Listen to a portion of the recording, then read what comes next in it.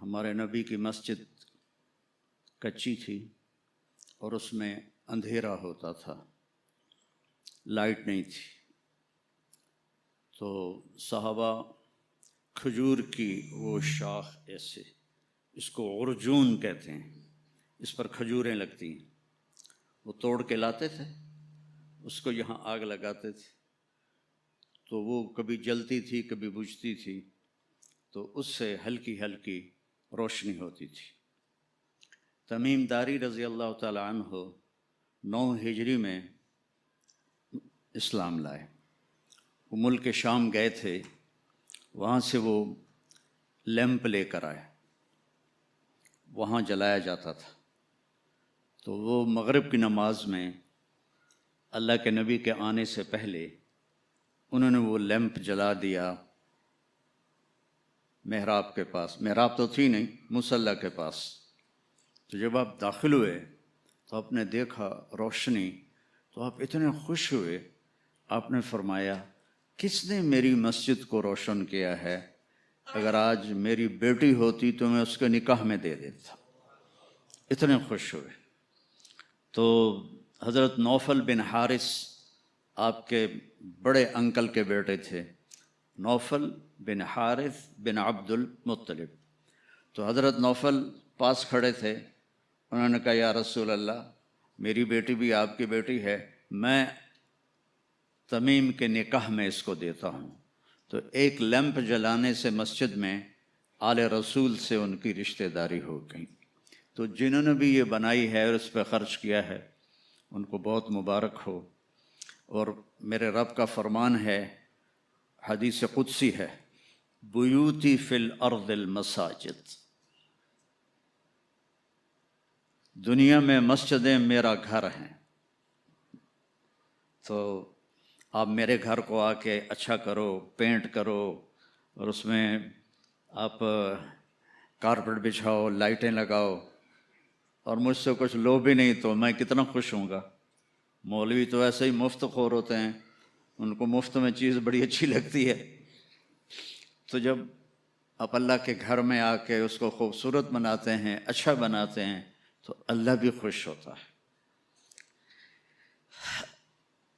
یہ تو آپ کی مسجد کو دیکھ کے میرے ذہن میں بات آئی، تو میں نے ایک اور سنا دوں۔ اس میں تفسیر کبیر میں ہے کہ دنیا میں جتنی مسجدیں بن گئیں، ایک دن آئے گا یہ سب ختم ہوں گی، بیت اللہ بھی نہیں ہوگا، مسجد نبوی بھی نہیں ہوگی، مسجد اقصیٰ بھی نہیں ہوگی، تو کہیں بھی مسجد نہیں ہوگی۔ جب قیامت کا زلزلہ آئے گا، اذا زلزلت الارض زلزالہا، تو ساری زمین دکن دکا، ٹکڑے ٹکڑے ہو جائے گی، ریزہ ریزہ ہو جائے گی۔ لیکن جہاں مسجد بنی ہے، یہ روشنی تو اس زمانے میں نہیں ہوگا، لیکن یہ ٹکڑا ہوگا، اللہ اس کو اکھاڑ دے گا، اوپر اٹھا دے گا۔ پوری دنیا میں جہاں جہاں مسجدیں ہیں، اس کی زمین نہیں ٹوٹے گی، اللہ اسے ایسے اوپر اٹھائے گا، اور پھر ان کو بغیر پیٹرول اور بغیر ونگز کے اللہ ان کو اڑائے گا اور بیت اللہ کی مسجد تک پہنچائے گا۔ پھر بیت اللہ کی مسجد کی زمین ایسے اوپر آ جائے گی، پھر یہ ساری زمینیں بیت اللہ کی مسجد کے ساتھ اکٹھی ہو جائیں گی، پھر یہ فلائی کریں گی مسجد نبوی کی طرف، اور مسجد نبوی بھی خالی زمین ہوگی۔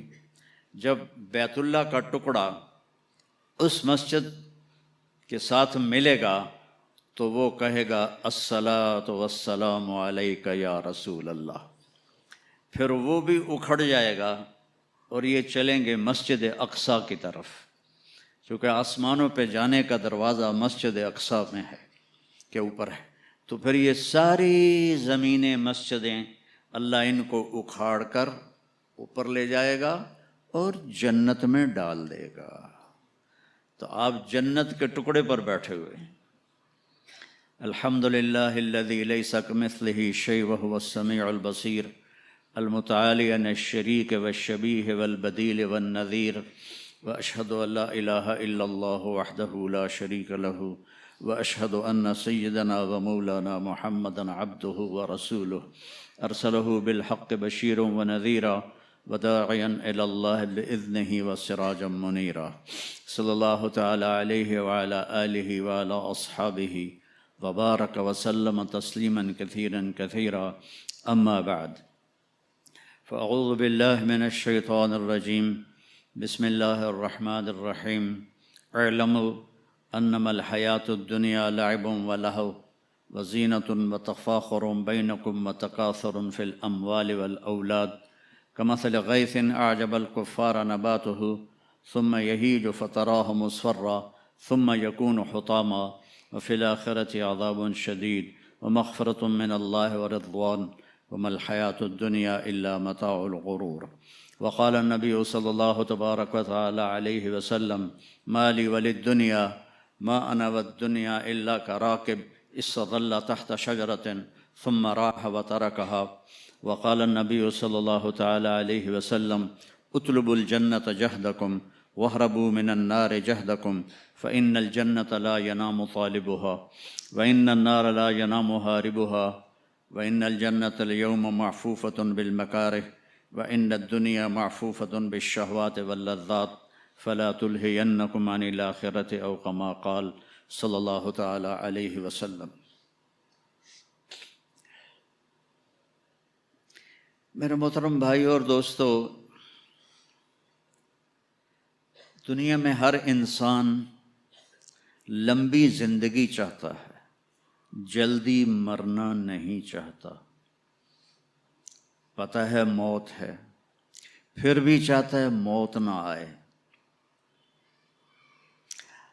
ہمیشہ خوشیاں چاہتا ہے، لیکن کبھی بھی ایسا نہیں ہوا کہ کوئی ہمیشہ خوش رہا ہو۔ یہ اس طرح ہے، وَنَبْلُوكُمْ بِالشَّرِّ وَالْخَيْرِ فِتْنَةً، دکھ بھی آئے گا، پریشانی بھی آئے گی، خوشی بھی آئے گی۔ پھر کوئی انسان بوڑھا نہیں ہونا چاہتا، کہتا میں ہمیشہ جوان رہوں، لیکن بڑھاپا بھی آتا ہے۔ اما المشیب فصبح بدا واما الشباب فلیل افل، بڑھاپا تو آتا ہے۔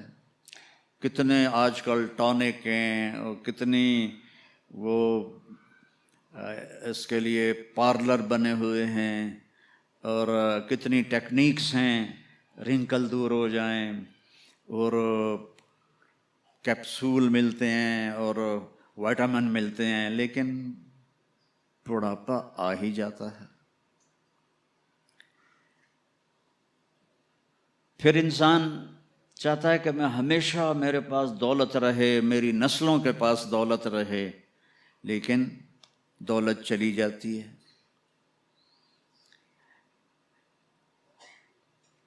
ایک نسل کے پاس ہے، اگلی پک کے پاس ختم ہو جاتی ہے۔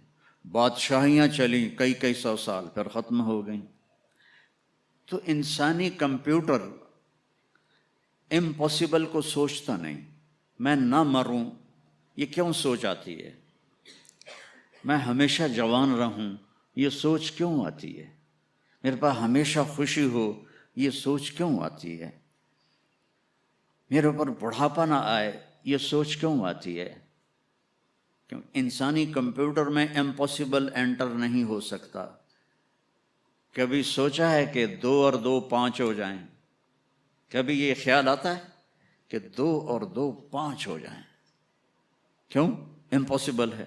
پھر یہ خیال کیوں آتا ہے کہ نہ مروں؟ یہ خیال کیوں آتا ہے کہ جوان رہوں؟ یہ خیال کیوں آتا ہے کہ بوڑھا نہ ہوں؟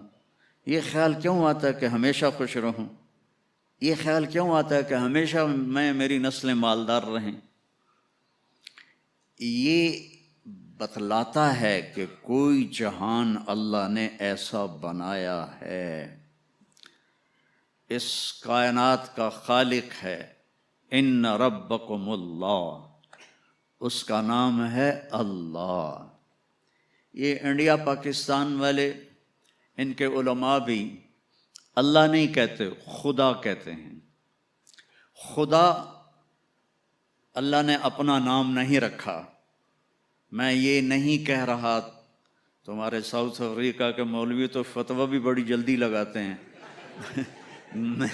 میں یہ نہیں کہہ رہا کہ خدا کہنا غلط ہے، میں یہ کہہ رہا ہوں کہ خدا، کسی انسان نے اللہ کا نام رکھا ہے، اللہ نے اپنا نام خدا نہیں رکھا۔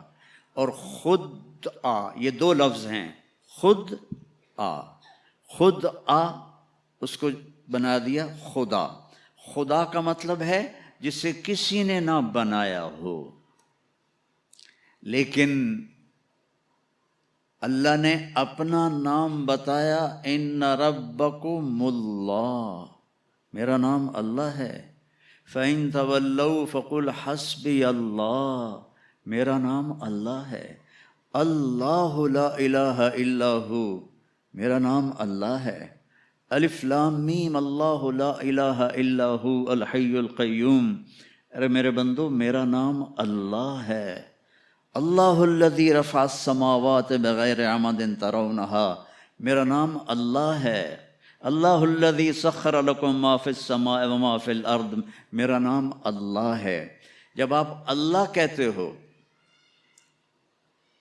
ایک دفعہ کہو سارے یا اللہ، پھر کہو، پھر کہو۔ جب آپ کہتے ہو اے خدا، تو آپ صرف اللہ کی ایک صفت کو پکارتے ہو جسے کسی نے نہیں بنایا۔ جب آپ کہتے ہو اللہم یا اللہ، تو اللہ کے جتنے نام ہیں ان کے ساتھ آپ اللہ کو پکارتے ہو۔ کہ تم نے جو کہا نا یا اللہ، تو اس میں الرحمن، الرحیم، الملک، القدوس، السلام، المومن، المہیمن، العزیز، الجبار، المتکبر، الخالق، الباری، المصور، الغفار، القہار، الوہاب، الرزاق، الفتاح، العلیم، القابض، الباسط، الخافض، الرافع، المعز، المذل، السمیع، البصیر، الحکم، العدل، اللطیف، الخبیر، الحلیم، العظیم، الغفور، الشکور، العلی، الکبیر، الحفیظ، المقیت، الواجد، الماجد، المحیی، الممیت، الاول، الآخر، الظاہر، الباطن، الوالی، المتعال، البر، التواب، المنتقم، العفو، الرؤوف، مالک الملک، ذو الجلال والاکرام، المقسط، الجامع، الغنی، المغنی، المانع، الضار، النافع، النور، الہادی، البدیع، الباقی، الوارث، الرشید، الصبور، الحنان، المنان۔ یہ سارے ناموں کے ساتھ آپ کہتے ہو یا اللہ، تو اس میں یہ سارے نام ہوتے ہیں، تو اللہ کو کتنا اچھا لگتا ہوگا اللہ کہا ہو۔ اللہ نور السماوات والارض، تو اس ساری کائنات کا بنانے والا ہے اللہ۔ فی ستۃ ایام خلق السماوات والارض فی ستۃ ایام، 6 دن۔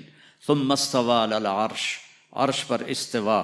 یغشی اللیل النہار، دن کے اوپر رات کو لاتا ہے۔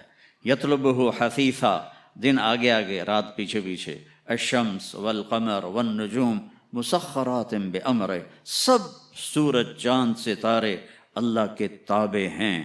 الا لہ الخلق والامر فتبارک اللہ رب العالمین، تو اس ساری کائنات کا خالق ہے اور بہترین خالق ہے۔ وہ جو بنانے والا ہے اس نے اس کی قیمت لگائی ہے۔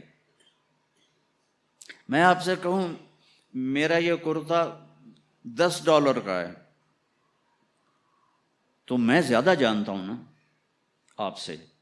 تو اللہ نے اس کائنات کی قیمت لگائی ہے، جس نے بنائے۔ 7 سماوات طباقا ما ترى في خلق الرحمن من تفاوت فارجع البصر هل ترى من فطور ثم ارجع البصر كرتين ينقلب إليك البصر خاسئا وهو حسير۔ دیکھو آسمان تیرے رب نے بجائے، والارض بعد ذلك دحاها، تیرے رب نے زمین کو بچھایا۔ اخرج منها ماءها ومرعاها، پانی نکالا، سبزہ نکالا۔ والجبال ارساها، ساؤتھ افریقہ میں پہاڑ لگائے۔ ساؤتھ افریقہ میں پہاڑ لگائے، والارض وما طحاہا ونفس وما سواہا، یہ سارے